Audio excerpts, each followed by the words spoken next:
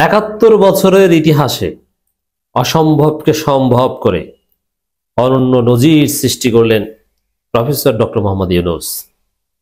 হ্যাঁ, ৭১ বছরে কত সরকার এসেছে, কত সরকার গিয়েছে, কত শত নির্বাচিত সরকার এসেছে, কেউ যেটা পারেনি, কারো পক্ষে যেটা সম্ভব হয়নি, সে অসম্ভবকে সম্ভব করেছেন প্রফেসর ডক্টর মোহাম্মদ ইউনূস।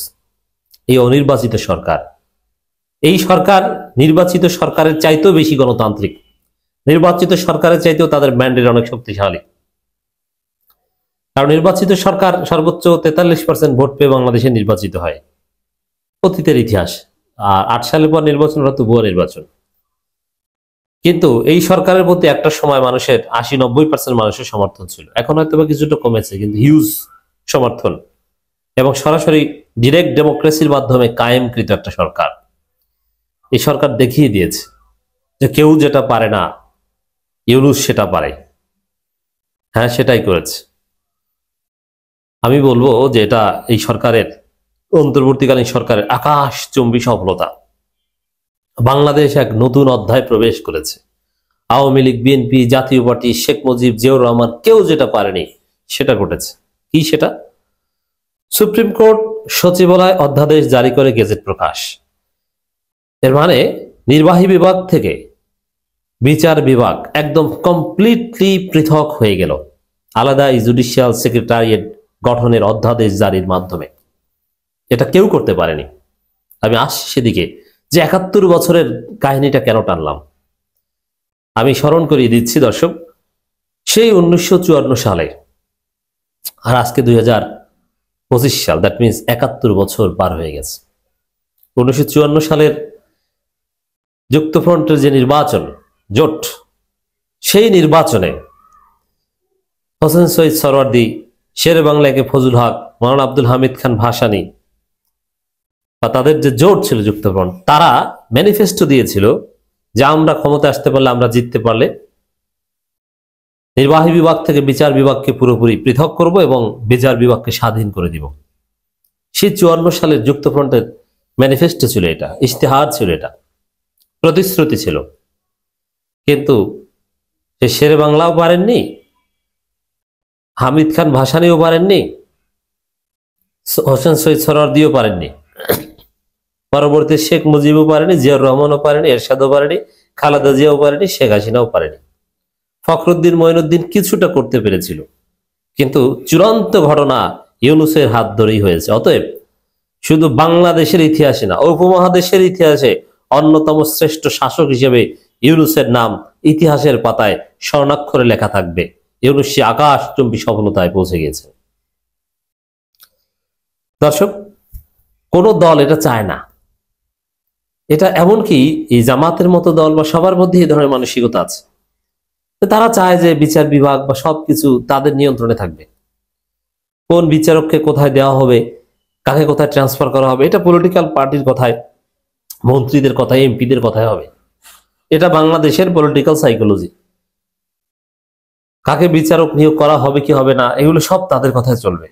কিন্তু না, হওয়া উচিত এথিক্যালি যে বিচার বিভাগ থাকবে সম্পূর্ণ স্বাধীন। বিচার বিভাগ মানুষের শেষ আশ্রয়স্থল। সরকার পরিবর্তন হবে, সরকার আসবে যাবে, ক্ষমতা যারাই থাকুক না কেন, বিচার বিভাগ থাকবে পুরোপুরি ইন্ডিপেন্ডেন্ট। তারা কারো কথায় চলবে না। যে কেউ সেখানে ন্যায় বিচার পাবে, সেখানে সরকারের বিরুদ্ধে রায় হবে, সরকার দলীয় লোকজন গ্রেপ্তার হবে, তাদের ফাঁসির রায় হবে, বিরোধী দলীয় লোকজন মুক্তি পাবে, তাদেরও শাস্তি হতে পারে, কেউ হস্তক্ষেপ করতে পারবে না। এটাই হওয়া উচিত। এবং উন্নত দেশে, যেসব দেশে ন্যায় বিচার কায়েম হয়েছে, আপনি যদি কানাডায় যান, যুক্তরাষ্ট্রে যান, যুক্তরাজ্যে যান, পুরোপুরি বিচার বিভাগ স্বাধীন। স্ক্যান্ডিনেভিয়ান সমস্ত কান্ট্রিজে বিচার বিভাগ স্বাধীন, এমনকি পাকিস্তানের বিচার বিভাগ স্বাধীন। পাকিস্তানও judiciary is completely separated from executive body. ইন্ডিয়ায়, গুরুত্বপূর্ণ সব দেশে, কিন্তু বাংলাদেশে এটা পারেনি। বাংলাদেশে এরকম সৎ সাহসী কোনো শাসক আসেনি, খালেদা জিয়াও না, শেখ হাসিনাও না, যে না এটাকে আলাদা করে ফেলি, পারেনি কেউ। যতটুকু করেছে ততটুকু অনির্বাচিত ফখরুদ্দিন সরকার করেছিল, অনির্বাচিত সরকার 111। এবার কমপ্লিটলি করে দিয়ে গেল প্রফেসর মোহাম্মদ ইউনূস।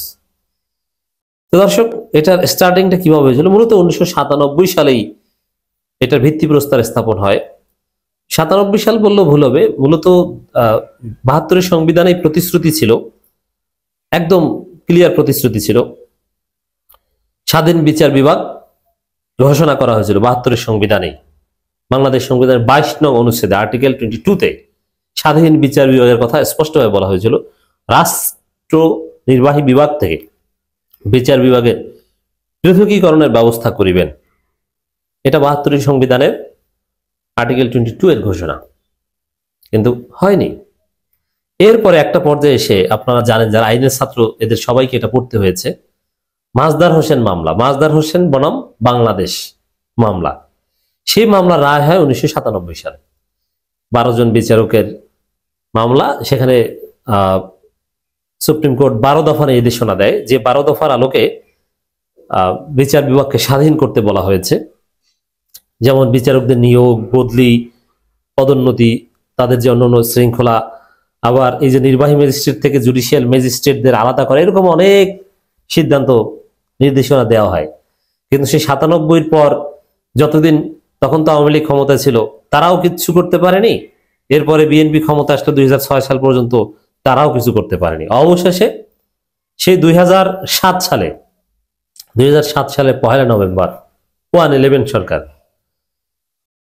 2007 সালের 1 নভেম্বর মোটামুটি আনুষ্ঠানিকভাবে একটা বিরাট সংস্কার করা হয়, জুডিশিয়ারি এক্সিকিউটিভ বডি থেকে পৃথক হয়। তখন বিশেষ করে একটা সময় ছিল, যারা জানেন না তাদের অবগতির জন্য জানাচ্ছি, ম্যাজিস্ট্রেট বলতে যা বোঝায় আইনে পড়ার দরকার নাই। আপনি ইংরেজিতে পড়ে, আরবিতে পড়ে, উর্দুতে, ফার্সিতে কিংবা বুয়েটে, মেডিকেলে পড়ে আপনি ম্যাজিস্ট্রেট হলেন, আপনাকে কিছু ট্রেনিং দিয়ে আপনাকে জজ বানিয়ে দেবে, মানে জুডিশিয়াল ম্যাজিস্ট্রেট বানিয়ে দেবে। ম্যাজিস্ট্রেট বলতে এটা ছিল, যে কেউ বিচারক হতে পারত। কিন্তু না, 2007 সালে এই সিস্টেমটা করা হয় যে না, ম্যাজিস্ট্রেট হতে পারবে, মানে জুডিশিয়াল ম্যাজিস্ট্রেট হতে পারবে, কোর্টে বসতে পারবে শুধুমাত্র যারা আইনের ছাত্র তারা, এবং তাদেরকে আলাদা একটা বিসিএস এর মতো বিজেএস, আলাদা জুডিশিয়াল সার্ভিস কমিশন গঠন করা হয়। এর অধীনে বিসিএস এর মতো একটা পরীক্ষা বিজেএস দিয়ে তাদেরকে চাকরি পেতে হবে, এবং তারা হবে সহকারী জজ। এখানে অন্য কেউ আসতে পারবে না। তো এইটা করা হয়, এই জুডিশিয়াল সার্ভিস কমিশন বা কিছুটা সেপারেশন করা হয়। কিন্তু কার্যত নির্বাহী বিভাগের প্রভাব থেকে বিচার বিভাগ 2007 সালে ওই সিদ্ধান্ত মুক্ত হয়নি।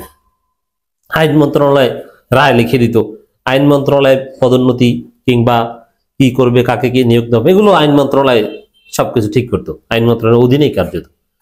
মানে সম্পূর্ণ আলাদা সেক্রেটারিয়েট এটা করতে পারেন। আলাদা সেক্রেটারিয়েট গঠন করতে পারলে পুরোপুরি নির্বাহী বিভাগ থেকে এটা আলাদা একটা জগৎ।